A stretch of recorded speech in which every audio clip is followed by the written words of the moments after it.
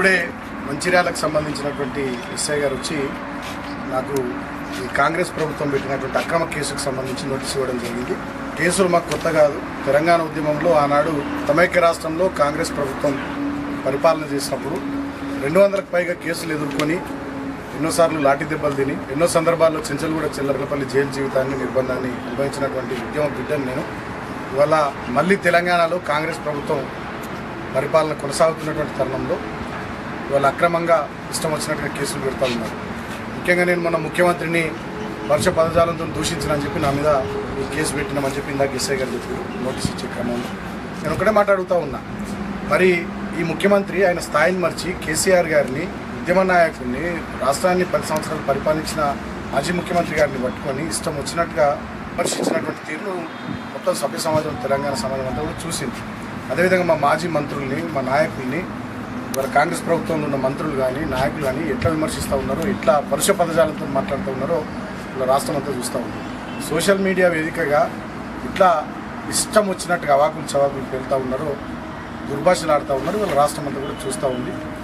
ఈ కాంగ్రెస్ ప్రభుత్వం చేస్తున్నటువంటి ఎదురుదాడి చేస్తున్నటువంటి దుర్మార్గపు తిట్ల దండకాన్ని వాళ్ళ రాష్ట్ర ప్రజానికం కూడా గమనిస్తూ ఉన్నారు. రాబోయే రోజుల్లో ఖచ్చితంగా తగిన రీతిలో ఇది చెప్పడానికి తెలంగాణ ప్రజలు సమాయత్తం అవుతూ ఉన్నారు.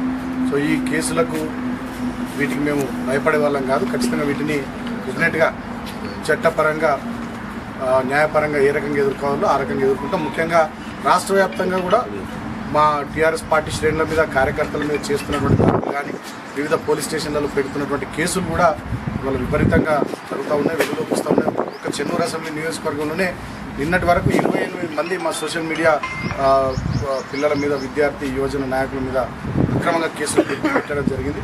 ఇవాళ నేను కూడా ప్రజలను ఆలోచించమని కోరుతూ ఉన్నా. కేవలం బీఆర్ఎస్ పార్టీ నాయకులు కార్యకర్తలు మా సోషల్ మీడియా పిల్లల మీద కేసులు అయితే ఉన్నాయి.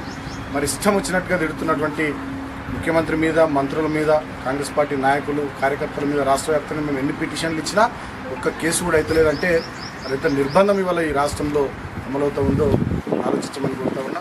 నేను ఒకటే మాట చెప్తా ఉన్నా, ఇప్పుడు రాష్ట్ర ముఖ్యమంత్రి ఉన్నటువంటి వ్యక్తే స్వయంగా నోటు కేసులు అడ్డంగా నోట్ల కట్టలతో పెట్టినటువంటి దొంగ, ఆయననే ఒక క్రిమినల్, ఆయననే ఇవాళ కేసులు ఎదుర్కొంటున్నటువంటి వ్యక్తి.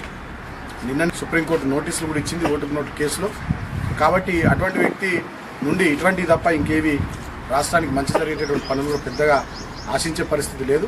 సో ఎన్ని నిర్బంధాలు ప్రయోగించినా ఎన్ని కేసులు పెట్టినా వేటికి భయపడేది లేదు. ఎందుకంటే ఇవాళ మేము బతికే ఉన్నాం, మా నాయకులు కూడా బతికే ఉన్నారు. మా కళ్ళ ముందర తెలంగాణ తెచ్చినటువంటి నాయకుల్ని పట్టుకొని తెలంగాణ కోసం అహర్నిశలు తప్పించిన నాయకుల్ని పట్టుకొని తెలంగాణను గొప్పగా అభివృద్ధి చేసిన నాయకుల్ని పట్టుకొని ఇష్టం వచ్చినట్టుగా మాట్లాడితే డెఫినెట్గా చూస్తూ ఊరుకోవడానికి మేము తెలంగాణ ప్రజలు ఎవరు కూడా సిద్ధంగా లేరు.